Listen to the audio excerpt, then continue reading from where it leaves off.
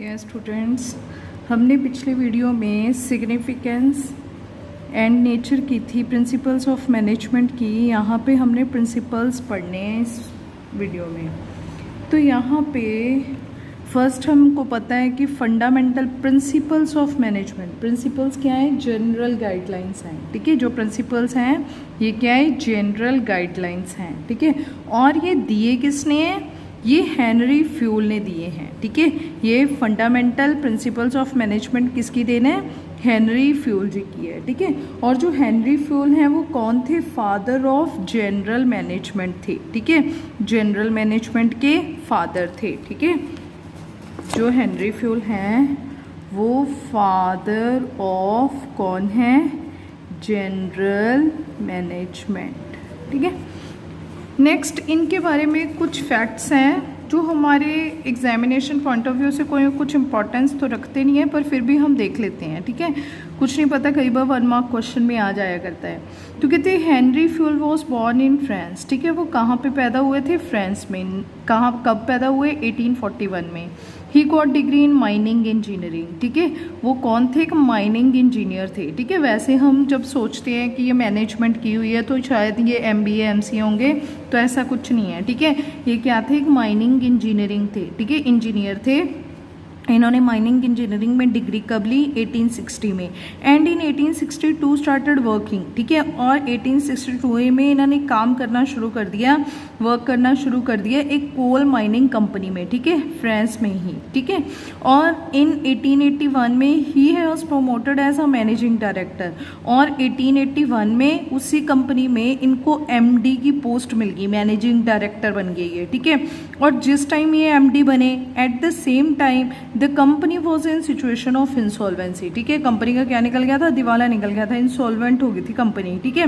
तो यहाँ पे ये जो हमारे फ्यूल जी हैं, कंपनी इंसॉल्वेंट हो गई, तो जो ये हेनरी फ्यूल है, ठीक है, इनके पास एक अपॉर्चुनिटी आ गई, ठीक है। अपॉर्चुनिटी क्या थी? कि इन्होंने अपने आप को साबित करना था, ठीक है। तो इन्होंने एक्सेप्ट कर लिया challenge and applied his managerial techniques, ठीक है। तो इन्होंने ना वहाँ पे अपने ये जो प्रिंसिपल्स हैं, ये जो टेक्निक्स, मैनेजरियल टेक्निक्स इन्होंने यूज़ की, ठीक है। इन्होंने देखा कि हाँ कैसे कैसे मैं एक टेक्निक्स का मतलब होता है जब आप एक पर्टिकुलर एक स्पेशलाइज्ड होते हैं एक फील्ड में, ठीक है। तो उनको पता था कि अब मैं इस पोस्ट पे अच्छा काम कर सकता हूँ, ठीक है।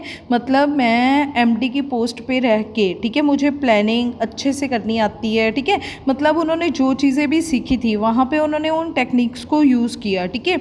एट लास्ट ही सक्सीड, ठीक है। उन्होंने यहाँ ये जो प्रिंसिपल्स हैं ये उसी टाइम ही बनाए थे, ठीक है। और वो एंड में क्या हो गए? सक्सेसफुल हो गए, ठीक है, ये सारी टेक्निक्स यूज़ करके। And when he retire after 30 days, ठीक है, 30 ईयर्स, सॉरी 30 साल बाद जब वो रिटायर हुए उसी कंपनी से, ठीक है, कोल स्टील कंपनी जो उनकी थी, ठीक है, leading with the strong financial background, ठीक है। तो उस टाइम कंपनी की अच्छी फाइनेंशियल बैकग्राउंड थी, ठीक है। वो यहाँ तक उनको पहुँचाया किसने? हेनरी फ्यूल जी ने ही पहुँचाया। नेक्स्ट है different management expert have explain different principles, ठीक है। अलग अलग जो एक्सपर्ट्स हैं उन्होंने काफ़ी सारे प्रिंसिपल्स दिए हुए हैं, पर हमारे सिलेबस में 2 एक्सपर्ट्स के प्रिंसिपल्स हैं, ठीक है। एक हेनरी फ्यूल और एक FW टेलर, ठीक है। ये जो हेनरी फ्यूल्स हैं ये एक फेमस इंडस्ट्रियलिस्ट है और फ्रांस में हैज़ डिस्क्राइब 14 प्रिंसिपल्स, ठीक है। इसके हम 14 प्रिंसिपल्स पढ़ेंगे। जो इन्होंने ये 14 प्रिंसिपल्स दिए कहाँ पे हैं? मैनेजमेंट इन हिज बुक, ठीक है। इनकी बुक है, कौन सी बुक है? जनरल एंड इंडस्ट्रियल मैनेजमेंट, ठीक है। इनकी बुक का नाम है जनरल एंड इंडस्ट्रियल मैनेजमेंट है, ठीक है। तो कहते इस बुक में उन्होंने अपने 14 प्रिंसिपल डिस्क्राइब कर रखे हैं, पूरे डिटेल में दे रखे हैं, ठीक है। पर हमने इनको ब्रीफली ही छोटा छोटा करके ही पढ़ना है। तो एक्सप्लेनिंग द डिफरेंस बिटवीन, ठीक है, इन्होंने एक्सप्लेन किया हुआ है डिफरेंस प्रिंसिपल्स का और एलिमेंट्स का। प्रिंसिपल्स क्या है? जनरल गाइडलाइंस हैं जिसमें इन्होंने 14 प्रिंसिपल्स दे रखे हैं, ठीक है। और एलिमेंट्स क्या है? जिसमें इन्होंने अपने फंक्शंस डिस्क्राइब कर रखे हैं, ठीक है। फंक्शंस कौन से हैं? प्लानिंग, ऑर्गेनाइजिंग, डिफरेंस, ठीक है, planning, organising, staffing, directing, controlling, ये सारे ही, ठीक है। He make it clear that principle of management are fundamentally true हैं, ठीक है ना, ये बिल्कुल ठीक है। मतलब ये क्या दिखाते हैं, कॉज एंड इफ़ेक्ट्स में रिलेशनशिप बताते हैं। ये कहते हैं कि अगर आप एक पर्टिकुलर जो भी आपका प्रिंसिपल है, हम आगे पढ़ेंगे, वो यूज़ करोगे तो उसका इफ़ेक्ट ये होगा, ठीक है। तो ये इन्होंने क्या दिए हैं, अपने प्रिंसिपल्स। नेक्स्ट है while the elements of management, elements कौन से हैं, टूवर्ड्स द फंक्शंस, ठीक है। अब फंक्शन देखो, जैसे एक एलिमेंट, एक तत्व को मिला के, ठीक है ना, कोई चीज़ बनती है, इसी तरह से ये डिफरेंट एलिमेंट्स, डिफरेंट फंक्शंस को, एक प्रोसेस को मिला के प्लानिंग, स्टाफिंग, डायरेक्टिंग, कंट्रोलिंग, इन सभी से क्या बनती है, मैनेजमेंट बनती है, ठीक है। तो while presenting the principal of management, fuel has kept two things in mind. इसने हमेशा, जो फ्यूल जी हैं, उन्होंने दो चीज़ें, दो अपने दिमाग में चीज़ें रखी जब ये बना रहे थे प्रिंसिपल। फर्स्टली क्या है, the list of principal of management should not be long, कहते हैं बहुत ज़्यादा नहीं होने चाहिए, इन्होंने सिर्फ 14 ही बनाए हैं, बट शुड बी सुजेस्टिव, ठीक है। ये सुजेस्टिव होने चाहिए, जिसको पढ़ के हमें कुछ ज्ञान मिले, ठीक है, इन्फॉर्मेटिव हों, ठीक है। And also those principle should be explain, ठीक है, सिर्फ हमें वही एक्सप्लेन करने चाहिए which become applicable in most of the situations, ठीक है, जो ज़्यादातर सिचुएशंस में एप्लीकेबल हों, ठीक है। Secondly the principal of management should be flexible, क्या होने चाहिए, फ्लेक्सिबल हो जाए, क्योंकि आपको पता है जो बिजनेस है वो कहाँ पे रन करता है, एक इन्वायरमेंट में। जो इन्वायरमेंट है वो कभी भी स्टैटिक नहीं होता, वो हमेशा चेंज होता रहता है, ठीक है। तो इसी तरह से बिजनेस के अकॉर्डिंग टू, ठीक है ना, इन्वायरमेंट के अकॉर्डिंग टू ये क्या हो जाए, चेंज हो जाए। Not rigid so that change can be made in them, ठीक है, इन केस ऑफ नीड, जब भी ज़रूरत पड़े इसे चेंज कर सकते हैं। The 14 principles given by the fuel क्या कौन कौन से हैं। फर्स्ट है डिवीज़न ऑफ वर्क, ठीक है। फर्स्ट प्रिंसिपल ऑफ मैनेजमेंट क्या है, डिवीज़न ऑफ वर्क, जिसमें ये जो हेनरी फ्यूल जी हैं, ठीक है, ये क्या कहते हैं, कितने जो पर्सन, जो आपका काम है, ठीक है, उसको डिवाइड कर देना चाहिए अमंग द इंडिविजुअल्स, ठीक है। लोगों, इंडिविजुअल्स के बीच में काम को हमने क्या कर देना है, बांट देना है। कैसे बांटना है, उनकी एबिलिटी एंड कैपेबिलिटी के अकॉर्डिंग टू, ठीक है। कहते according to this principle as far as possible the whole work should be divided into small parts, ठीक है। कहते सारे काम को बांट दो, कैसे बांट दो, कितने छोटे छोटे पार्ट, स्मॉल पार्ट्स में बांट दो, and each individual should be assign only one part, ठीक है। और हर एक इंडिविजुअल को एक ही पार्ट दिया जाए उसका करने के लिए, ठीक है, of work according to his ability and taste, ठीक है। और ये किसके अकॉर्डिंग टू होना चाहिए, उसके अंदर जो एबिलिटी है और टेस्ट है। अब देखो एबिलिटी वर्ड जो है, ठीक है, एबिलिटी का मतलब उसके अंदर फिजिकल पावर होनी चाहिए उस बंदे, उस काम को करने के लिए, ठीक है। नेक्स्ट है टेस्ट। टेस्ट का मतलब क्या होता है कि आप मेंटली भी प्रिपेयर हूँ उस काम को करने के लिए, ठीक है। अब देखो, अगर आप किसी पर्सन को कोई काम देते हो, ठीक है ना, अब कोई वर्कर है, उसे काम दिया जा रहा है, ठीक है, तो उसकी पहले फिजिकली देखना है कि वो उस काम को कर लेगा। कई बार कितने कमज़ोर से बंदे होते हैं, आप बड़ी बड़ी मशीनों पे लगा दो उसे, ठीक है, तो वो फिज़िकली तैयार ही नहीं है, ठीक है। और दूसरा होता है मेंटली, ठीक है ना, इंटरेस्ट भी होना चाहिए उस बंदे का उस चीज़ में, ठीक है। सेकेंडली ये काम क्या होना चाहिए, फिज़िकल के साथ साथ आपने उसका टेस्ट भी देखना है कि इंटरेस्ट है या नहीं है, मेंटली वो पर्सन प्रिपेयर है उस काम को करने के लिए या नहीं है, ठीक है। अब देखो, एक पंजाबी टीचर है, ठीक है, आपने उस पंजाबी टीचर को इंग्लिश पढ़ाने के लिए दे दी, ठीक है ना। अब देखो उस पर्सन का पहली बात तो उस चीज़ में वो मेंटली प्रिपेयर ही नहीं है, उसे आती ही नहीं वो चीज़, ठीक है, उससे वो चीज़ करनी पड़ेगी, ठीक है ना, पहले उसे वो चीज़ प्रिपेयर करना पड़ेगा अपना लेक्चर, ठीक है ना, और वो चीज़ के लिए उसका इंटरेस्ट कभी भी नहीं बनेगा, ठीक है। तो यहाँ पे हमने जो भी काम, जो भी पार्ट उस पर्सन को असाइन करना है, किसी भी वर्कर को, ठीक है, ये नहीं है कि ये जो है जो डिवीज़न ऑफ वर्क है वो सिर्फ फैक्ट्री में ही किया जा सकता है, टेक्निकल, मैनेजरियल, ठीक है ना, कोई भी काम हम कर सकते हैं, पर काम जो है वो क्या होगा, डिवीज़न, वर्क की डिवीज़न होगी, वर्क को बांटा जाएगा, डिवाइड किया जाएगा, ठीक है, अमंग द जो भी इंडिविजुअल हैं, ठीक है। अब ये जो काम बांटा गया है, ये क्यों बांटा गया है, so that the benefit of specialisation में अचीव, ठीक है, ताकि वो पर्सन क्या हो जाए, स्पेशलाइज्ड हो जाए, ठीक है। जब एक ही काम एक पर्सन रिपीटली, ठीक है ना, रिपीटली करेगा, बार बार बार बार बार रोज़ करेगा, ठीक है।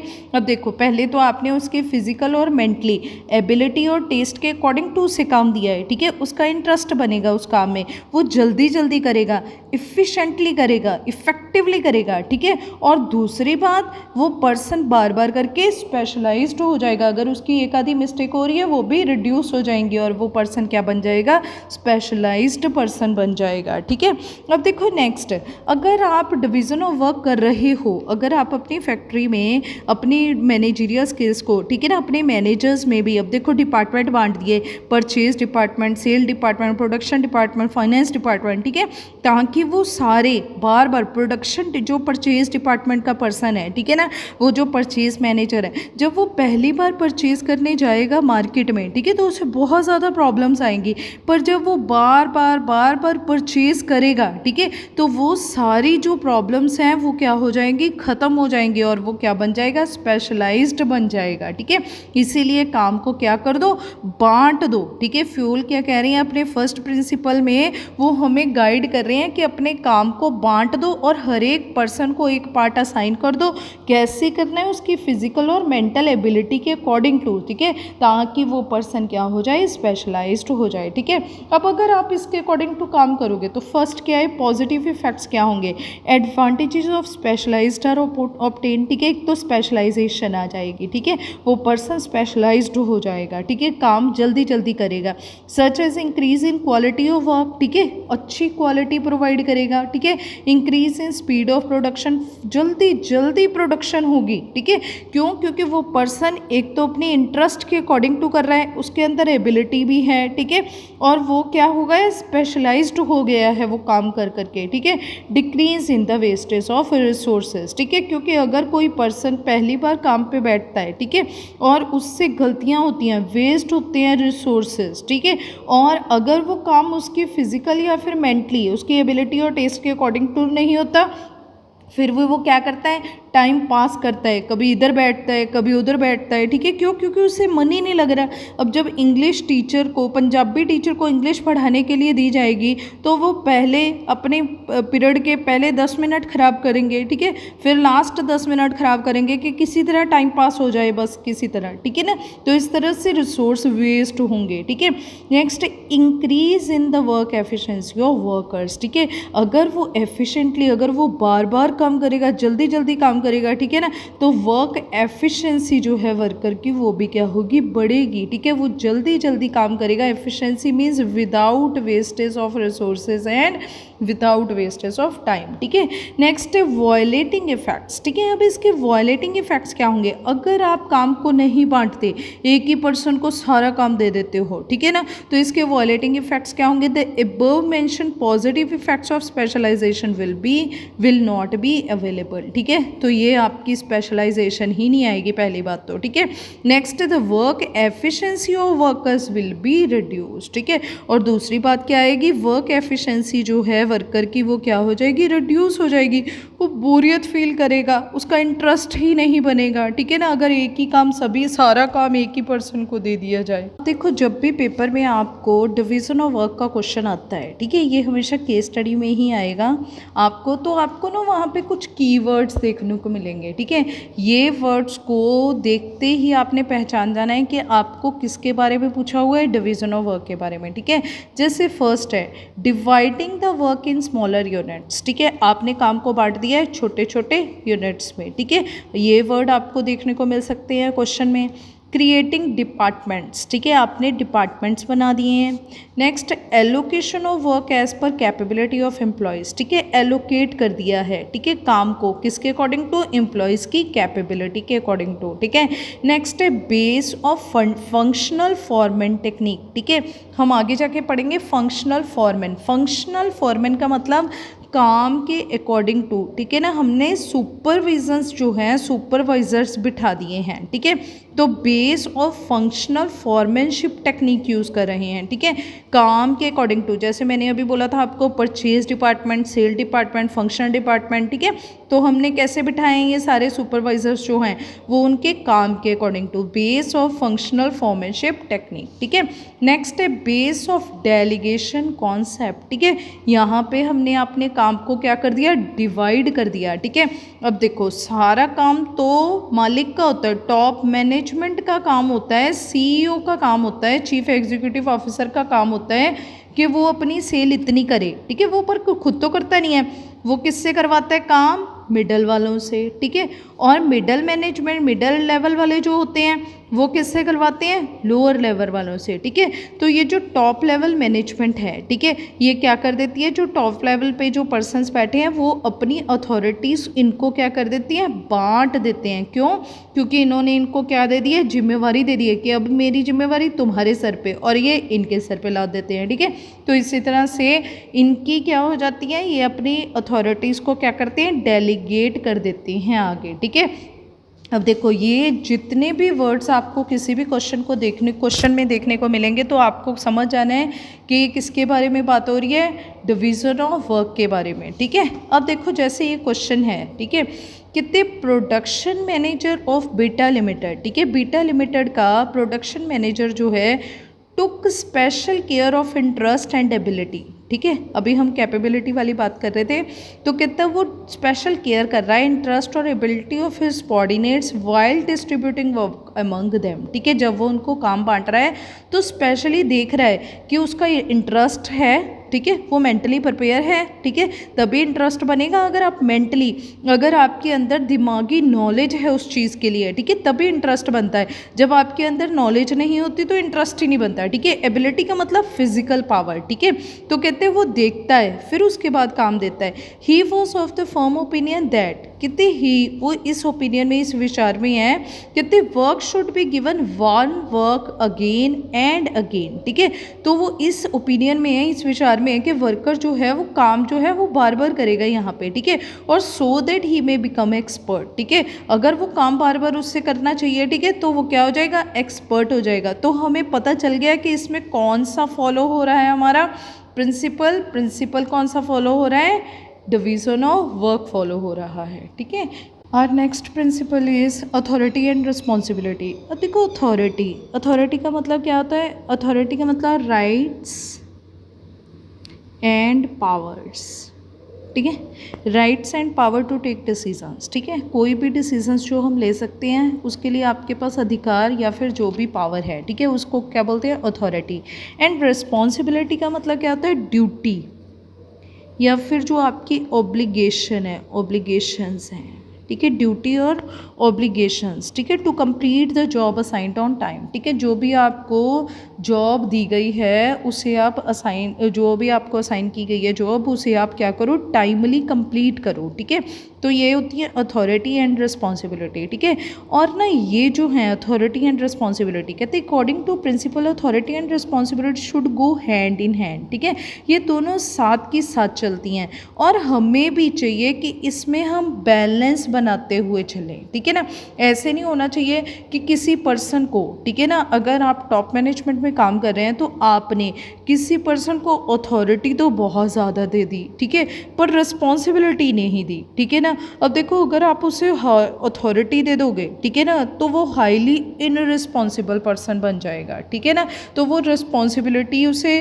फील ही नहीं होगी क्योंकि उसे अथॉरिटी उसके पास बहुत ज़्यादा है, जिम्मेवारी बहुत कम है, तो वो क्या करेगा, मोस्टली कुर्सी तोड़ेगा। ठीक है, अच्छे से काम नहीं करेगा। ठीक है, पर अगर कोई ऐसा पर्सन है जिसके पास जिम्मेवारियाँ बहुत ज़्यादा हैं, ठीक है, पर अथॉरिटी बहुत कम है, ठीक है, फिर वो क्या करेगा, वो अपने टास्क को कंप्लीट ही नहीं कर पाएगा ऑन टाइम। ठीक है, और आप उसे कुछ कह भी नहीं सकते। ठीक है, क्यों, क्योंकि आपने उसे अथॉरिटी ही नहीं दी। ठीक है, अब मान लो कि आपने ना अपने आपका एक प्रोड्यूसर है, ठीक है ना, उसको आपने बोल दिया है कि मुझे ना 100 यूनिट्स चाहिए इस वीक में। ठीक है, और आपने उसे अथॉरिटी नहीं दी कि अगर स्टोर में ये यूनिट्स, ये रॉ मटेरियल कम हुआ तो तुम खरीद सकते हो। ठीक है, तो क्या वो कंप्लीट कर पाएगा। अब जो रॉ मटेरियल था वो 80 यूनिट्स तक का था। ठीक है, 80 यूनिट्स तो उसने बना दिए, 20 बने ही नहीं। ठीक है ना, क्यों, क्योंकि उसके पास अथॉरिटी ही नहीं दी आपने।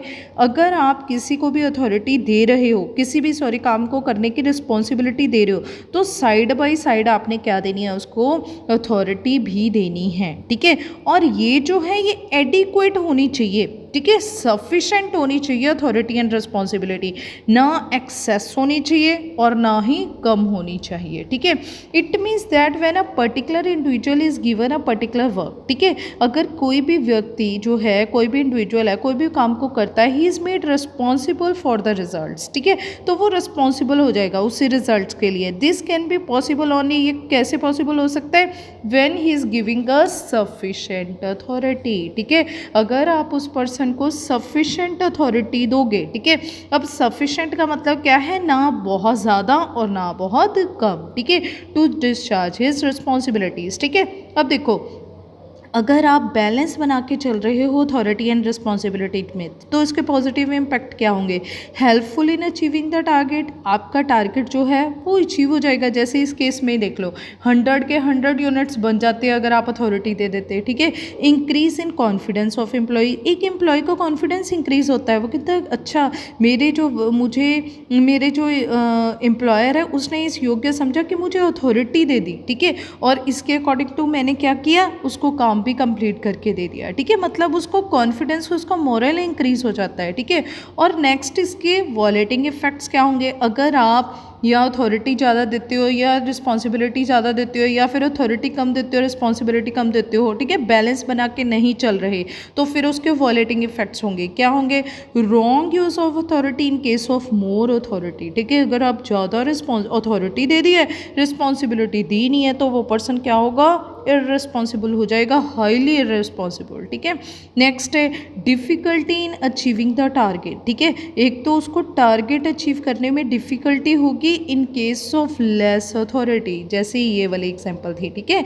Next, can not fix accountability, accountability का मतलब क्या होता है, आंसरेबल, ठीक है, आंसरेबल, कहते कैन नॉट फिक्स्ड अकाउंटेबिलिटी, आप आंसर नहीं कर सकते उस बंदे के साथ of subordinate in case of desire result are not obtain, ठीक है। अब आप इससे कहोगे जाके कि तूने 100 यूनिट्स क्यों नहीं बनाई, वो कहता है रॉ मटेरियल ही नहीं था सर, मैं कैसे बनाता, ठीक है, और आपने मुझे अथॉरिटी दी नहीं कि मैं अपनी परचेज डिपार्टमेंट को बोलूँ और मुझे खरीद के दे दे, ठीक है ना, तो वो आप उसके साथ आप कुछ कह नहीं सकते उसे, ठीक है। नेक्स्ट है decline in the confidence of employees, ठीक है, और इससे एम्प्लॉयज़ का कॉन्फिडेंस भी डिक्लाइन होता है, वो सोचते हैं कि मुझे इतना भी नहीं मेरे पास अथॉरिटी है कि मैं ये काम कर सकूं, ठीक है। कई बार होता है, काफ़ी सिचुएशंस ऐसी होती हैं जिस टाइम पे हमें फील होता है अपनी ऑर्गेनाइजेशन में कि हमारे पास इतनी अथॉरिटी तो होती, ठीक है, हम इतना तो जवाब दे सकते।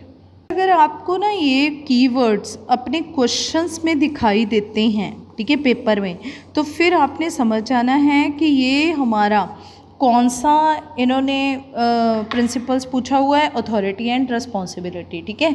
फर्स्ट क्या है, मैच, पेरिटी, ठीक है, equality and balance between authority and responsibility, ठीक है। एक तो मैच होनी चाहिए, बैलेंस बनना चाहिए, पेयर होने चाहिए दोनों में, ठीक है, इक्वलिटी होनी चाहिए, बैलेंस होना चाहिए, ये सारी चीज़ों का एक ही मतलब है, ठीक है।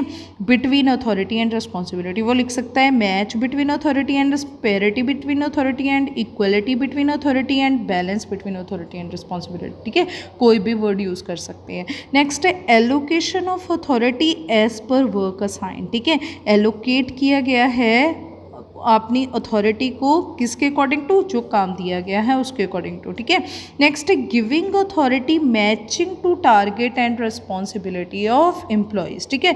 अथॉरिटी एंड रिस्पॉन्सिबिलिटी वर्ड्स जो हैं वो डिफाइन होंगे, क्लियरली दिखाए जाएंगे क्वेश्चन, जैसे इस केस में है the salesman of ABC limited could not achieve his target, ठीक है, वो टारगेट नहीं अचीव कर सकता क्योंकि sales target of 1000 unit of inquiry it was found that he was not allowed to take decision, उससे अलाउड ही नहीं किया गया डिसीजन लेने के लिए रिलेटेड टू गिव डिस्काउंट और क्रेडिट टू एनी कस्टमर, ठीक है। अब देखो यहाँ पे उससे कस्टमर को क्रेडिट देने का या फिर डिस्काउंट देने के लिए उसे अलाउ ही नहीं किया गया, मतलब अलाउड का मतलब उसे अथॉरिटी ही नहीं दी गई। अगर उस पर्सन को अथॉरिटी नहीं दी गई तो क्या वो पर्सन, वो सेल्समैन है, अपने अकॉर्डिंग टू वो अपने टारगेट्स को अचीव कर पाएगा, नहीं कर पाएगा, क्योंकि अथॉरिटी जो है वो लेस है एज कंपैरिजन टू रिस्पॉन्सिबिलिटी, ठीक है। तो यहाँ पे कौन सा प्रिंसिपल जो है वॉयलेट किया गया है, authority and responsibility principle. Next is discipline. Discipline discipline का मतलब क्या होता है कि आपके पास आपके ऑर्गेनाइजेशन में, ठीक है, जितने भी रूल्स एंड रेगुलेशंस हैं वो आपने फॉलो करने हैं, ठीक है, जो भी आपने बनाए हुए हैं, ठीक है। तो कहते हैं फॉलोइंग कोड ऑफ कंडक्ट्स, ठीक है, आपने फॉलो करनी है जितने भी कोड ऑफ कंडक्ट्स हैं, जो भी आपने rules and regulations of employees के लिए बनाए हुए हैं, ठीक है। Good superior at all levels, ठीक है, गुड सुपीरियर्स, ऐसे नहीं है कि हमेशा सुबॉर्डिनेट्स के ऊपर ही हमने थोपते रहना है कि आप इनडिसिप्लिन क्रिएट कर रहे हो, ठीक है। और जो सुपीरियर हैं, ठीक है, वो भी गुड होने चाहिए सारे लेवल्स के ऊपर, ठीक है। तो clear and fair agreement among subordinate and superior, ठीक है, क्लियर एंड फेयर एग्रीमेंट होना चाहिए, ठीक है। ऐसे नहीं है कि अगर 2 पर्सन हैं, ठीक है, अगर आपके साथ कोई आपकी ज़्यादा चापलूसी कर रहा है, ठीक है, तो आप उसको ज़्यादा इंक्रीमेंट्स दे दो, ठीक है, ज़्यादा सैलरीज दे दो, ठीक है। और दूसरे जो पर्सन्स हैं, ठीक है, उनके साथ आप मतलब पार्शियलिटी शुरू हो जाए, पार्शियलिटी नहीं होनी चाहिए, ठीक है। आपका क्लियर एंड फेयर एग्रीमेंट होना चाहिए एमंग सुपीरियर और सबॉर्डिनेट के बीच में, ठीक है। Meeting commitments at all levels, ठीक है, सारी लेवल्स के ऊपर, ठीक है, कमिटमेंट्स एक जैसी होनी चाहिए, ठीक है ना, एक जैसा आपका एग्रीमेंट होना चाहिए, एक जैसी आपकी बिहेवियर होना चाहिए, ठीक है। नेक्स्ट है जुडिशियस एप्लीकेशन ऑफ पेनल्टीज, ठीक है, आपने पेनल्टीज जुर्माने भी रखने हैं, वो भी एक जैसे जुर्माने रखने हैं, ठीक है ना। मतलब कहने का मतलब रूल्स एंड रेगुलेशंस डिसिप्लिन में तभी होगा अगर आप ओबे कर रहे हो, ठीक है। अगर देखो आपके स्कूल में स्कूल का टाइमिंग जो है वो 9 बजे का है, ठीक है, और 9 बजे के स्कूल टाइमिंग में कोई स्टूडेंट 9:30 बजे आ रहा है तब भी कोई कुछ नहीं कह रहा है, कोई 10 बजे आ रहा है तो भी कुछ नहीं कह रहा है, ठीक है। तो जो आपका स्कूल है वो हाईली इनडिसिप्लिन स्कूल है, ठीक है। तो इसी तरह से ही ऑर्गेनाइजेशन में होगा, ठीक है। तो ऑर्गेनाइजेशन में आप क्या रखो, पेनल्टीज रखो, ठीक है। अगर सैलरी काटी जाएगी तो सभी की ही काटी जाएगी, ऐसे नहीं है कि किसी की काट ली, ठीक है ना, जो पर्सन आपको दबा देते हैं उसकी काट ली, ठीक है ना, सॉरी, जो लोग आपको दबा देते हैं उसकी नहीं काटी, ठीक है, और जो लोग बेचारे चुपचाप करके सैलरीज ले लेते हैं उनकी काट ली आपने, ऐसे नहीं होना चाहिए, ठीक है ना। आपकी जो पेनल्टीज हैं वो सभी के लिए इक्वल होनी चाहिए। तो कहता है Fayol insist that discipline is required at superior as well as subordinate level, ठीक है, सुपीरियर के साथ और सबॉर्डिनेट के साथ सेम बिहेव होना चाहिए, ठीक है। ऐसे नहीं है कि सबॉर्डिनेट कहे कि आप हमें तो कहते हो कि पूरे 9 बजे आ जाओ और जो सुपीरियर है वो खुद 10:30 बजे 12 बजे चले आ रहे हैं, ऐसे नहीं होना चाहिए, ठीक है। तो इट मीन्स इनडिसिप्लिन कौन क्रिएट कर रहा है, आपका सुपीरियर इन क्रिएट कर रहा है, ठीक है। The disciplinary rules should not be applicable only on subordinate, सिर्फ सबॉर्डिनेट्स के ऊपर ही एप्लीकेबल नहीं होने चाहिए, but discipline required good superior at every level, ठीक है। हर एक लेवल पे आपका जो सुपीरियर है वो भी अच्छा होना चाहिए, ठीक है, उसी को देख के ही तो आप अच्छे होगे, ठीक है। क्लियर एंड फेयर एग्रीमेंट होना चाहिए सुपीरियर और सबॉर्डिनेट के बीच में, ठीक है। और पेनल्टीज के बारे में भी क्लियर फेयर एप्लीकेशंस होनी चाहिए, ठीक है। ये नहीं देख रहा कि वो हमारा सुपीरियर है, ठीक है, उसके ऊपर भी सेम पेनल्टीज होनी चाहिए, सेम जुर्माने होने चाहिए जैसे कि सबॉर्डिनेट के बीच में है, ठीक है। कहते थे एम्प्लॉयज़ जो हैं मस्ट ऑनर देयर कमिटमेंट्स, ठीक है, जो एम्प्लॉयज़ हैं वो अपनी कमिटमेंट्स को ऑनर करे, पूरा करे towards organisation by working effectively और एफिशिएंटली, ठीक है। वो कैसे कर सकते हैं, इफेक्टिवली और एफिशिएंटली काम करके। On the other hand superior must also meet their commitment, ठीक है। इसी तरह से सुपीरियर भी अपनी कमिटमेंट पे बने रहें, ठीक है। जो भी उन्होंने प्रोमिस किए हैं कि हम आपको इतना एग्रीमेंट देंगे, आपको इतनी प्रमोशंस देंगे, आपकी वेज रिविजन्स इतनी होंगी, ठीक है ना, तो वो भी अपनी बात पे बने रहें। ऐसे नहीं है कि बोल दिया आपको इंक्रीमेंट दिया जाएगा, आप ये टारगेट पूरा कर दो, जैसे टारगेट पूरा हुआ आप अपनी बात पे मुकर गए, ठीक है, ऐसे नहीं होना चाहिए कभी भी। आपके पॉजिटिव इम्पैक्ट्स क्या होंगे, a disciplined organisation has a better reputation among the people, ठीक है। अगर आप वैसे ही कर रहे हो, ठीक है ना, आपने रूल्स एंड रेगुलेशंस जो बनाए हुए हैं उसके अकॉर्डिंग टू ही आपकी ऑर्गेनाइजेशन फॉलो की जा रही है, ठीक है, तो आपकी जो रेपुटेशन है वो सारे लोगों में अच्छी होगी, ठीक है। Increase in efficiency of workers, ठीक है, वर्कर्स भी एफिशिएंटली काम करेंगे क्योंकि superior and subordinate good relations बनेंगे इसमें, ठीक है, क्योंकि सारे डिसिप्लिन्ड में चल रहे हैं, ठीक है। नेक्स्ट है बेटर लेबर मैनेजमेंट रिलेशंस, ठीक है, लेबर के साथ भी मैनेजमेंट अच्छे रहेंगे, ठीक है। दूसरी तरफ है वॉयलेटिंग इफेक्ट्स, अब इसके वॉयलेटिंग इफेक्ट्स नेक्स्ट है डिसिप्लिन जो है in the reputation of organisation and efficiency जो है ऑफ द एम्प्लॉयज़, ठीक है, वो क्या हो जाएंगे, डिक्लाइन हो जाएंगे, ठीक है। क्यों डिक्लाइन हो जाएंगे, क्योंकि आप जो कह रहे हो उसके अकॉर्डिंग टू कर ही नहीं रहे, ठीक है ना। सामने वाला पर्सन कॉम्पिटिटिव पर्सन है, ठीक है, सेम काम कर रहा है, आप एक को ज़्यादा सैलरी दे रहे हो, आपको कम दे रहे हो, एक की पेनल्टी लगा देते हो आप, ठीक है, जब वो गलती करता है दूसरे को लगाते नहीं हो, ठीक है। तो इनडिसिप्लिन क्रिएट कर रखा है आपने सारा, ठीक है। नेक्स्ट है हाइट ऑफ डिसऑर्डर, इसमें क्या होगा, रूल्स एंड रेगुलेशन अच्छे से फॉलो ही नहीं हो रहे, हाइट ऑफ डिसऑर्डर हो जाएगा। एटमोसफियर जो होगा वो डाउट और सस्पेशन का होगा, ठीक है, संदेह होगा, हर एक को हर एक के ऊपर डाउट होगा, ठीक है ना। हर एक ऐसा कहेगा कि मेरा सबॉर्डिनेट अच्छा नहीं है, वो मेरे साथ ऐसे कर रहा है, ठीक है ना। नेक्स्ट है decline in confidence of employees, ठीक है, एम्प्लॉयज़ का कॉन्फिडेंस जो है वो क्या हो जाएगा, गिरना शुरू हो जाएगा। क्यों, क्योंकि आपने एक बार बोल दिया टारगेट इतना करो, आपको इतनी सैलरी दी जाएगी, और थोड़ी देर बाद ही आप क्या हो रहे हो, उस चीज़ से मुकर जाते हो। आपको पेपर में ये कीवर्ड्स देखने के लिए मिल रहे हैं, ठीक है। तो इट मीन्स यहाँ पे ये कौन सा प्रिंसिपल है, डिसिप्लिन है प्रिंसिपल, ठीक है। नेक्स्ट है framing of rules and regulations, mostly ये वर्ड ही आता है जब भी डिसिप्लिन वाला क्वेश्चन आया है ना, मैंने यही क्वेश्चन वर्ड देखा है, रूल्स एंड रेगुलेशंस, ठीक है।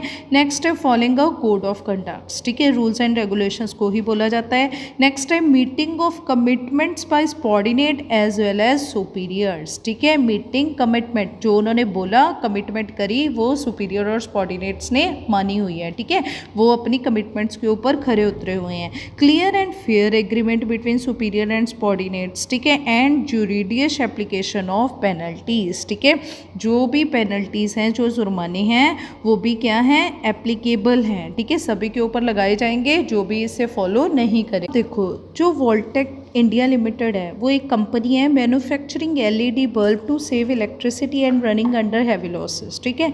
ये जो वोल्टेक इंडिया लिमिटेड है ना, ये इसको हैवी लॉसेस हुए थे, जिसके लिए निकलने के लिए ना इसने एलईडी बल्ब है ना जो वो बनाने शुरू कर दिए। एक तो ये लॉसेस से भी निकल जाएगी और एक उसको इलेक्ट्रिसिटी भी सेव हो जाएगी, ठीक है। To revive from the losses the management thought of shifting the unit to backward area, ठीक है। अब लॉसेस से रिवाइव करने के लिए मैनेजमेंट ने क्या सोचा, चलो मैं अपना जो ये यूनिट है, मेरी मैन्युफैक्चरिंग कंपनी है, मैं कहाँ पे ले जाती हूँ, बैकवर्ड एरिया में ले जाती हूँ, जहाँ पे मुझे ना लेबर सस्ती मिल जाएगी, ठीक है। जो मैनेजमेंट है ऑल्सो आस्क द वर्कर, उन्होंने वर्कर्स को भी कह दिया कि वर्क ओवर टाइम, कहते हैं ओवर टाइम काम करो आप, ठीक है ना, सुबह 8 बजे से शाम को 8 बजे तक काम करो विदाउट एनी एडिशनल पेमेंट, ठीक है, पर आपको एडिशनल पेमेंट नहीं मिलेगी, ठीक है ना। एडिशनल पेमेंट का मतलब जैसे डबल मिलती है ना, वो नहीं मिलेगी। And promise to increase to wage, ठीक है, और पर ना उनको ना एक प्रॉमिस कर दिया गया कि आपकी ना जो वेज है, दिहाड़ी है, वो हम बढ़ा देंगे, ठीक है ना, वर्कर्स की आफ्टर अचीविंग इट्स मिशन, जैसे ही हमारा मिशन पूरा होगा, ठीक है, with in a short period. अब क्या होगा, बहुत थोड़े टाइम में ही कंपनी स्टार्टेड अर्निंग प्रॉफिट्स, ठीक है, कंपनी को क्या हो गए, प्रॉफिट्स अर्न होने शुरू हो गए, ठीक है, because both the management and worker honour their commitment, ठीक है। क्यों, क्योंकि मैनेजमेंट ने जो कहा था वो उसने पूरा किया, ठीक है, उसने वेज बढ़ा दी उनकी, और वर्कर्स ने जो कहा था, ठीक है, विदाउट एडिशनल पेमेंट उन्होंने काम किया, ठीक है। State the principal of management describe, यहाँ पे कौन सा प्रिंसिपल डिस्क्राइब हो रखा है, डिसिप्लिन डिस्क्राइब हो रखा है। इज यूनिटी ऑफ कमांड, देखो यूनिटी का मतलब क्या होता है, सिंगल, और कमांड का मतलब ऑर्डर। जब एक सिंगल ऑर्डर दिया जाए, ठीक है ना, according to this principle of unity of command an individual employee should receive order from only one superior, ठीक है, अगर वो सिंगल ऑर्डर रिसीव करे, ठीक है, at a time, that employ should be answerable only to the that superior, ठीक है, और उसे सुपीरियर को वो क्या होगा, आंसरेबल होगा, ठीक है। और यहाँ पे ना कन्फ्यूज्ड सिचुएशन भी नहीं आएगी। अब देखो ये वाला ना एम्प्लॉय है, ये ना एम्प्लॉयर है, ठीक है ना, ये सुपीरियर है, ठीक है, ये सुपीरियर है और ये कौन है, इनके सबॉर्डिनेट्स हैं, ठीक है, ये इनके काम नीचे काम करने वाले कौन हैं, एम्प्लॉयज़ हैं, ठीक है, सबॉर्डिनेट्स हैं, ये इनके नीचे काम करने वाले, ठीक है। तो यहाँ पे देखो क्या है, कितने यहाँ पे ना एक एम्प्लॉयर जो है, ठीक है, वो ना ये ना एक प्रोडक्शन डिपार्टमेंट है, मान लो प्रोडक्शन डिपार्टमेंट है, ठीक है। प्रोडक्शन डिपार्टमेंट में अब जो प्रोडक्शन मैनेजर है वो ना अपने वर्कर्स को कह रहा है कि तुम लोग ना हमें ना ये जो मशीन पे तुम काम कर रहे हो, ये वन मशीन पे काम कर रहे हैं, एक मशीन पे काम कर रहे हैं, फर्स्ट मशीन, ठीक है। ये जिस मशीन पे काम कर रहे हैं ना, ये कह रहा है कि तुम ना धीरे धीरे काम करो, मुझे क्वालिटी बहुत बेस्ट चाहिए, और काम जो है वो 3 बजे तक हमने ये प्रोडक्ट देने हैं, कोई ज़्यादा बहुत बड़ी बात नहीं है, धीरे धीरे करो आप काम, ठीक है ना, पर क्वालिटी बेस्ट होनी चाहिए, ठीक है। अब देखो यहाँ पे क्या हुआ, ये M1 जो था वो धीरे काम करने के लिए कह रहा था तीनों अपने वर्कर्स को, ठीक है, और कि ये दूसरा आ गया अब एक और सुपीरियर, ठीक है ना। अब अगर तो ये सिचुएशन आएगी तो ठीक है, ये इसी एक की बात मानेंगे और धीरे धीरे लगे रहेंगे, ठीक है। अब देखो दूसरे केस में ये जो एम्प्लॉयर आया है ना, सुपीरियर आया है, इसने क्या कहा अपने सबॉर्डिनेट्स को, ठीक है ना, ये जो सबॉर्डिनेट्स हैं इसको कहा है S1 S2 S3 को, कहते जल्दी जल्दी काम करो, ये 3 बजे तक तुम लोगों ने ये काम तो निपटाना ही है, उसके बाद हमारे जो पिछले ऑर्डर्स पड़े हैं वो भी कंप्लीट करने हैं, ठीक है ना, तुम जल्दी काम करो, ठीक है। ये कह रहा है धीरे काम करो, ये कह रहा है जल्दी काम करो, ये दोनों क्या हो गए, ये कंफ्यूज हो गए, इनको समझ नहीं आ रहा कि हम इनकी बात माने कि इसकी बात माने, है तो दोनों ही इसके बॉस है ना, ठीक है ना। तो कहते इन द फर्स्ट डायग्राम, अगर फर्स्ट डायग्राम को देखें S1 S2 S3, ठीक है, ऑल द 3 सबॉर्डिनेट्स, ये क्या है, सबॉर्डिनेट्स हैं, ठीक है, have one manager, M1 one manager है उनका, ठीक है। S1 gate order only from M1 and the same in case S2 S3, ठीक है, ये भी इसके बात मानता है, ये भी, ठीक है। हियर द प्रिंसिपल जो है of unity of command is follow, ठीक है, फॉलो किया जा रहा है, एक ही पर्सन से सिंगल कमांड आ रही है इनके पास, ठीक है। कहते इसी तरह से इन द सेकेंड डायग्राम में देखो, अब सबॉर्डिनेट S1 S2 S3 है, ऑर्डर फ्रॉम 2 मैनेजर M1 और M2 से, ठीक है। S1 gate order from both M1 और M2 simultaneously, same in the position this, he is unable to understand at which order is to be given priority, हम किसको माने, हम slow करें या तेज करें, ये बेचारे ना दोनों में ही कंफ्यूज हो गए। Both the manager would like their orders to be given priority, ये कहेगा मेरी बात मानो, ये कहेगा मेरी बात मानो, ठीक है। There is likely to be hurt burning between the two, ठीक है, दोनों का ही दिल जलेगा, ठीक है ना, अगर तुम बात नहीं मानोगे। Here the principal of unity of command जो है इज वायलेटेड हो रहा है, ठीक है। Therefore this is a wrong approach, ठीक है, ये लिखा हुआ है, ये क्या है, ये रॉन्ग अप्रोच है, ठीक है। राइट अप्रोच क्या है, ये वाली है, ठीक है। अब अगर आप इसको फॉलो कर रहे हो तो इसके पॉजिटिव इम्पैक्ट क्या होंगे, there is no confuse situation for the subordinates, के लिए कोई कन्फ्यूज सिचुएशन नहीं होगी, ठीक है।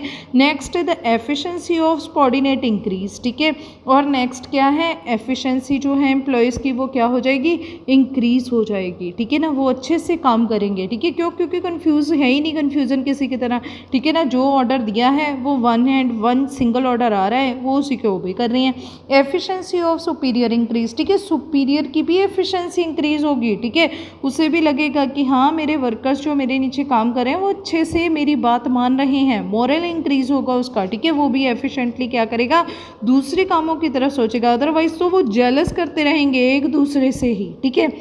नेक्स्ट है it is easy to fix responsibility, ठीक है, रिस्पॉन्सिबिलिटी फिक्स करना ईजी हो जाएगा, ठीक है ना, एम्प्लॉयज़ को, क्योंकि सिंगल पर्सन है, एक ही दे रहा है ऑर्डर, और उसी ने ही आपको ऑर्डर दिया है, उसी ने ही आपसे जवाब मांगना है, ठीक है, तो रिस्पॉन्सिबिलिटी ईजी हो जाएगी, ठीक है। नेक्स्ट है eight atmosphere of coordinately prevails, ठीक है, और कोऑर्डिनेशन बनेगी, आपस में तालमेल बनेगा, आपस में अच्छे से आप लोग डील करोगे, ठीक है।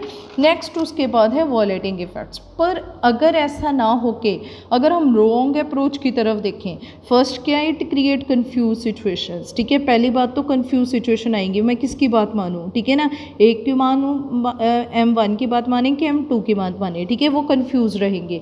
It reduce the efficiency of subordinates, ठीक है ना, सबॉर्डिनेट्स एफिशिएंटली काम ही नहीं कर पाएंगे, ठीक है ना, क्योंकि वो सोच रही हैं कि इस बॉस की बात माने, इसकी बात माने, टाइम वेस्ट हो रहा है, ठीक है ना, कि उन दोनों का आपस में ही नहीं सुलझ रहा। नेक्स्ट है it reduce the efficiency of superior, ठीक है, सुपीरियर खुद एक दूसरे से जेलस फील कर रहे हैं, ठीक है।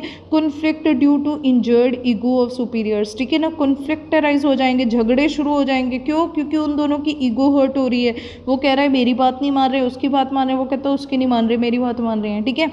Next it is difficult to fix accountability, accountability आपको फिक्स करनी बहुत मुश्किल है, ठीक है ना। क्यों? क्योंकि ऑर्डर 2 आ रहे हैं, ठीक है ना, आप किसकी बात मान रहे हैं, ठीक है ना, किसको जवाब दें, ठीक है ना। तो इस तरह से अकाउंटेबल रिस्पॉन्स आपकी बहुत मुश्किल है, ठीक है, अकाउंटेबिलिटी फिक्स करना। नेक्स्ट है हाइड ऑफ डिसऑर्डर। यहाँ पे सारा काम डिसऑर्डर हो जाएगा, इनडिसिप्लिन्ड हो जाएगा, ठीक है ना। कोई भी बात जो है वो उसके कहे के अकॉर्डिंग टू नहीं होगी, ठीक है। अब अगर देखो ऐसे ही अगर पेपर में आपको ये कीवर्ड्स देखने को मिलेंगे, ठीक है, जैसे कि orders from one boss, more than one boss, confuse the subordinates, contracts functional foremanship techniques, ठीक है। अगर फंक्शनल फॉर्मनशिप टेक्निक्स जो है वो उसका विरोध किया गया है, उसे तोड़ा गया है, ठीक है। तो ये तीनों ही क्या है, यूनिटी ऑफ कमांड की कीवर्ड्स हैं, ठीक है। पेपर में ये वर्ड्स आपको देखने को मिल सकते हैं, ठीक है। अब देखो जैसे कि हमारे पास एक केस स्टडी है, विजय वर्क एज प्लांट सुपरिटेंडेंट, ठीक है। विजय जो है वो एक प्लांट सुपरिटेंडेंट की तरह काम कर रहा है, as a plant superintendent in a shoe manufacturing company, ठीक है, जहाँ पे शू बनते हैं। Due to increase in demand, ठीक है, क्योंकि शूज़ की डिमांड बहुत बढ़ गई है, the sales manager insist the worker to faster the production, ठीक है। उसने कह दिया कि जल्दी जल्दी प्रोडक्शन शुरू कर दो। Production manager ask the worker to work over time, ठीक है, उन्हें वर्कर को कहा कि वर्कर ओवर टाइम करो जी आप, ठीक है, instead of increasing the speed, ठीक है ना, to maintain the quality of production, ठीक है। कहते स्पीड ना बढ़ाओ, आप अपना काम दुगना कर दो, ठीक है। जब आप ज़्यादा काम करोगे आपको सैलरीज दे देंगे हम, नो प्रॉब्लम, पर आप काम ज़्यादा करना शुरू कर दो, ठीक है, पर स्पीड ना बढ़ाओ। स्पीड बढ़ेगी तो क्वालिटी रिड्यूस होनी शुरू हो जाएगी, ठीक है। Whereas the finance manager strictly against the practice of over time, ठीक है। फाइनेंस मैनेजर कहते हैं कि पैसे कहाँ से देंगे, सैलरीज नहीं है हमारे पास देने के लिए, ठीक है, वो अगेंस्ट हो गया ओवर टाइम के, ठीक है। अब देखो अब ये क्या करे प्लांट सुपरिटेंडेंट, ठीक है। अब देखो because it will increase the cost of production, ठीक है, उसने क्यों कहा है फाइनेंस मैनेजर ने, क्योंकि इससे कॉस्ट ऑफ प्रोडक्शन जो है क्या हो जाएगी, बढ़ जाएगी, ठीक है, उसकी लागत ज़्यादा आएगी। क्यों? क्योंकि वेज ज़्यादा देनी पड़ेगी, ठीक है। Identify and explain the principal of management violated. कौन सा प्रिंसिपल वॉयलेट हो रहा है यहाँ पे, यूनिटी ऑफ कमांड। क्यों? क्योंकि प्रोडक्शन मैनेजर अपनी बात बोल रहा है, ठीक है ना, और ये जो है फाइनेंस मैनेजर ये अपनी बात बोल रहा है, ठीक है। अब ये कौन किसकी बात को माने, ठीक है ना, इसको समझ नहीं आ रहा, क्योंकि दो तरफ से इसे क्या मिल रही है, कमांड मिल रही है। नेक्स्ट है unity of direction. Unity of direction जो है वो एक्सटेंशन है ऑफ यूनिटी ऑफ कमांड की। ये यूनिटी ऑफ कमांड की ना एक्सटेंशन है, ठीक है। मतलब एक्सटेंशन का मतलब क्या है कि यूनिटी ऑफ कमांड तो इसमें फॉलो होगा ही होगा, ठीक है, और यूनिटी ऑफ कमांड के साथ साथ इसमें एक और चीज़ जुड़ जाएगी, यूनिट, ठीक है, पूरी यूनिट, ठीक है। वहाँ पे क्या था, अब इसने कहा unity of direction means that there should be one head and one plan for a group of activities, ठीक है। अगर एक ही तरह की एक्टिविटीज़ करनी हो, ठीक है, तो उसके लिए एक हेड होना चाहिए एक प्लान के लिए, हैविंग द सेम ऑब्जेक्ट, जिनका ऑब्जेक्ट भी क्या हो, सेम हो। फॉर एग्जाम्पल मान लो कि ऑटोमोबाइल कंपनी है एक, ठीक है, वो मैन्युफैक्चर कर रही है 2 प्रोडक्ट्स, स्कूटर्स भी बना रही है और कार्स भी बना रही है, ठीक है।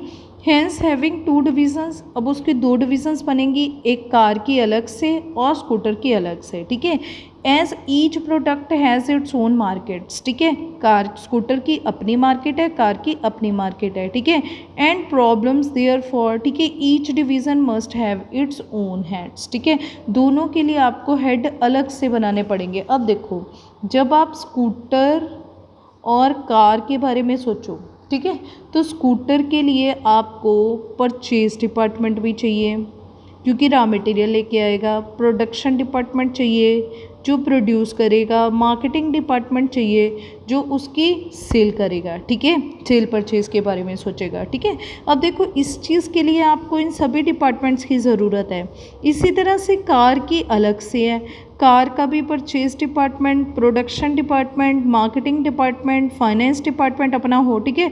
अब अगर इन दोनों के लिए हम एक ही हेड अपॉइंट कर लेंगे, ठीक है, तो वो पहले कार के बारे में सोचेगा, फिर स्कूटर के बारे में सोचेगा, ठीक है। इसी तरह से वो उसकी जो सिचुएशन है वो हमेशा क्या रहेगा, कंफ्यूज रहेगा, ठीक है। और बार बार सारे काम कर कर के उसमें स्पेशलाइजेशन कभी नहीं आएगी, ठीक है। क्यों? क्योंकि काम तो बांटा ही नहीं। पर अगर स्कूटर के लिए एक हेड हो, कार के लिए अलग से हेड हो, ठीक है, तो वो स्कूटर की पहले परचेज़ के बारे में सोचेगा, फिर उसकी प्रोडक्शन के बारे में सोचेगा, मैनेजमेंट के बारे में, और फिर ये दोनों कंपैरिजन भी कर सकते हैं कि हमें स्कूटर से ज़्यादा पैसे आ रहे हैं, प्रॉफिट हो रहे हैं, या कार से ज़्यादा प्रॉफिट हो रहे हैं। अगर स्कूटर से हमें ज़्यादा प्रॉफिट्स नहीं है तो ये यूनिट हम बंद भी कर सकते हैं, ठीक है ना। तो इसका मतलब क्या है कि वन हेड होना चाहिए फॉर वन प्लान के लिए, ठीक है। अब देखो unity of command and unity of direction. In this connection, Fuel feels that for the efficient running of an organization, ठीक है, अगर आप चाहते हो कि एक ऑर्गेनाइजेशन एफिशिएंटली रन करे without wastage of money and time, the unity of direction is important, ठीक है। While the unity of command, direction किसके लिए इम्पॉर्टेंट है? For efficient running of organization, ठीक है। और command efficient use of employees, ठीक है। Unity of command is important to enhance the efficiency of employees, ठीक है। इससे क्या होगा, आपके जो एम्प्लॉयज़ हैं वो अच्छे से काम करेंगे, ठीक है, और इससे आपकी ऑर्गेनाइजेशन एफिशिएंटली चलेगी, ठीक है ना। अब देखो हेड जो हैं वो क्या होने चाहिए, अलग अलग ही होने चाहिए दोनों में ही, ठीक है। अब देखो अगर आप यूनिटी ऑफ डायरेक्शन को फॉलो कर रहे हो तो उसके पॉजिटिव इम्पैक्ट क्या होंगे? First, advantages of specialization is obtain. एक तो स्पेशलाइजेशन आ जाएगी, ठीक है ना। हर एक ये स्कूटर वाला जो स्कूटर का मैनेजर है, ठीक है ना, जो इसका हेड है, ठीक है, उसको इस चीज़ के बारे में पूरा पता होगा, ठीक है ना, कि परचेज डिपार्टमेंट में क्या चल रहा है, प्रोडक्शन डिपार्टमेंट के में क्या चल रहा है, मार्केटिंग डिपार्टमेंट में क्या चल रहा है। कार वाला जो हेड है इसको अपने डिपार्टमेंट का पूरा पता होगा, ठीक है। तो ये क्या हो जाएंगे, स्पेशलाइज्ड हो जाएंगे, ठीक है। इनसे पूछेंगे बार बार, ठीक है, बातें। तो यहाँ पे is obtain due to manager association with the same kind of activity, ठीक है। क्यों? क्योंकि इसको सिर्फ अपने स्कूटर से लेना देना है, इसको कार से, ठीक है। इन दोनों को एक दूसरे के कोई लेना देना नहीं है किसी अदर यूनिट से, ठीक है। तो हमने क्या कर दिया, इनको डिविजनल, इनको बांट दिया है डिविजन्स के अकॉर्डिंग टू, ठीक है। Increase in efficiency of organization, इससे एफिशिएंसी ऑर्गेनाइजेशन की भी बढ़ेगी, ठीक है। कार सिर्फ स्कूटर के बारे में ही सोच रहा है, कार के बारे में ही सोच रही है, ठीक है। दोनों एक दूसरे में कोई इनका कोई कोऑर्डिनेशन नहीं है आपस में, ठीक है। तो नेक्स्ट है इजी टू अचीव ऑब्जेक्ट, ठीक है। आप ऑब्जेक्ट भी इजीली अचीव कर सकते हो, ठीक है ना। आपने जैसे स्कूटर वालों को बोला गया है कि आपने इस बार इतने का टारगेट रखा हुआ है, ठीक है, आपने इतनी सेल करनी है और इसने इतनी सेल करनी है, ठीक है। तो इनके ऑब्जेक्ट्स भी क्या होंगे, डिफरेंट होंगे, ठीक है। नेक्स्ट है it help in coordination due to the unity of activities, ठीक है। ये आपस में कोऑर्डिनेशन अपनी यूनिटीज़ में, अपने एक्टिविटीज़ में बना सकते हैं, जैसे परचेज डिपार्टमेंट का प्रोडक्शन का मैनेजमेंट के साथ, ठीक है, और इसी तरह से परचेज का प्रोडक्शन इसके साथ, ठीक है। तो इनके द्वारा की जा रही जो भी एक्टिविटीज़ हैं उनमें ये क्या रखेंगे, आपसी कोऑर्डिनेशन बना सकते हैं, ठीक है। नेक्स्ट है वॉयलेटिंग इफेक्ट्स। अगर आप ऐसा नहीं करोगे, स्कूटर के लिए और कार के लिए एक ही हेड बना दिया, ठीक है, वो क्या करेगा, डुप्लीकेशन आ जाएगी। पहले वो परचेज डिपार्टमेंट इसका परचेज का देखेगा, फिर वो इसकी परचेज का देखेगा, फिर वो इसके प्रोडक्शन के बारे में सोचेगा, इसकी प्रोडक्शन के बारे में सोचेगा, ठीक है। तो डुप्लीकेशन होगी, बार बार उसका काम जो है वो रिपीट हो जाएगा, ठीक है। अब देखो advantages of specialization is not obtain, ठीक है, वो स्पेशलाइज्ड ही नहीं हो पाएगा किसी भी काम में, ठीक है। Decrease in efficiency of organization, काम हौच पौच हो गया, डिसऑर्डर हो गया है, तो इससे क्या होगा, एफिशिएंसी ऑर्गेनाइजेशन की रिड्यूस होगी, ठीक है। एफिशिएंटली वो काम ही नहीं कर पाएगी, ना स्कूटर के ऊपर ना कार के ऊपर, ठीक है। Difficulty in achieving the object भी नहीं आप अचीव कर सकते टारगेट्स अपने, ठीक है। Difficulty in achieving coordination in the absence of unity of activities, ठीक है, क्योंकि यहाँ पे भी परचेज के लिए एक ही बना रखी है, प्रोडक्शन के लिए एक ही बना रखी है, ठीक है। तो इनमें प्रॉपर कोऑर्डिनेशन भी आप मेंटेन नहीं कर पाओगे, ठीक है। अब देखो इसमें डिफरेंस क्या है यूनिटी ऑफ कमांड और यूनिटी ऑफ डायरेक्शन में। फर्स्ट क्या है meaning, according to this principle every employ should get order only from one manager, ठीक है। एक मैनेजर से ही वो ऑर्डर लेगा at a time and he should be responsible to that manager alone, ठीक है। और यहाँ पे हमने क्या देखा है, all activities having similar object, ठीक है, जितनी भी एक्टिविटी सिमिलर ऑब्जेक्ट की हो रही हैं should be completed under supervision of one person, ठीक है। अब जैसे कि स्कूटर के रिलेटेड टू जितनी भी एक्टिविटीज़ हो रही हैं, परचेज की एक्टिविटी है, प्रोडक्शन की एक्टिविटी, मार्केटिंग की, वो किसके अंडर हो रही है, एक ही हेड के अंडर, ठीक है।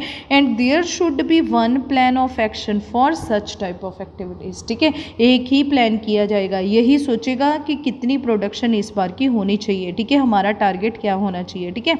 अब नेक्स्ट है एम, इट प्रिवेंट ड्यूल सबॉर्डिनेशंस, ठीक है, ये क्या होगा, ड्यूल सबॉर्डिनेशन से प्रिवेंट करेगा, ठीक है। इससे क्या होगा कि आप लोगों को दो की बातें नहीं सुननी पड़ेंगी, सिंगल यूनिटी कमांड आएगी आपके पास, ठीक है, एक कमांड आएगी, ठीक है। Next it prevent overlapping, overlapping का मतलब डुप्लीकेशन, ठीक है। अब देखो ये जो अगर एक ही दोनों का एक ही हेड बना दें तो यहाँ पे परचेज के बारे में सोचेगा, फिर यहाँ पे प्रोडक्शन के बारे में सोचेगा, यहाँ पे मैनेजमेंट, यहाँ पे मार्केटिंग के बारे में, यहाँ पे, मतलब वो डुप्लीकेशन आ जाएगी, रिपीटली काम होगा, ठीक है, ओवरलैपिंग होगी, इसको बोलते हैं ओवरलैपिंग, ठीक है, जब वो काम जो है वो डुप्लीकेसी में हो, ठीक है। तो इस तरह से it prevent overlapping of various activities, ठीक है, इससे हम क्या कर सकते हैं, बच सकते हैं। अब इसका हेड सिर्फ इसके बारे में ही सोचेगा, इसका हेड सिर्फ इसके बारे में ही सोचेगा, ठीक है। नेक्स्ट है इम्प्लीकेशंस, ठीक है, it effect an individual employees, ठीक है, इसका इम्पैक्ट किसके ऊपर पड़ेगा, इंडिविजुअल एम्प्लॉयज़ के ऊपर, ठीक है। It impact the entire organization, ठीक है, इसका इम्पैक्ट किसके ऊपर पड़ेगा, आपकी सारी ही ऑर्गेनाइजेशन के ऊपर, ठीक है। सारी ऑर्गेनाइजेशन के जो टारगेट हैं वो मेनली किसके ऊपर डिपेंड करते हैं, आपके प्रोडक्ट्स के ऊपर, ठीक है। जैसे मैंने अभी बोला है कि स्कूटर के ऊपर अगर आपको ज़्यादा बेनिफिट नहीं हो रहा, अगर आप कार के साथ ही कंटिन्यू करना चाहते हो तो आप इसे छोड़ सकते हो, ठीक है। ये आप तभी कर सकते हो अगर आपने इसको अलग अलग से आइडेंटिफाई करोगे, ठीक है। अगर एक ही रजिस्टर लगा रखा है, रफ कॉपी, जिसमें सारे काम करी जा रहे हैं, ठीक है ना, फिर हमारे में क्या हो जाएगा, हम उसे अलग नहीं कर सकते, ठीक है। ये हैं इसके कीवर्ड्स, 1 यूनिट 1 प्लान, ठीक है, 1 unit 1 plan, effort of all the employ must be directed towards one goal, ठीक है, एफर्ट्स जो हैं सारे एम्प्लॉयज़ की एक ही गोल की तरफ होने चाहिए, ठीक है, जैसे कि सिर्फ स्कूटर की तरफ या फिर सिर्फ कार की तरफ ही होनी चाहिए, ठीक है।